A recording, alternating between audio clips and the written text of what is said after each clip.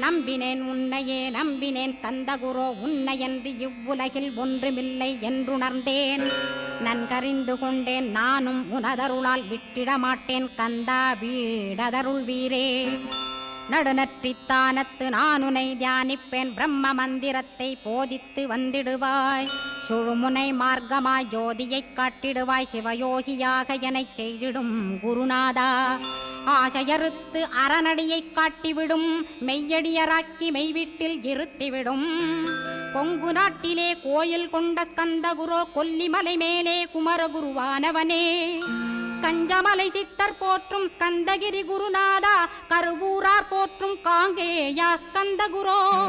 மருதமலை சித்தன் மகிழ்ந்து பணி பரமகுரோ சென்னிமலை குமரா சித்தர் கருள்வோனே.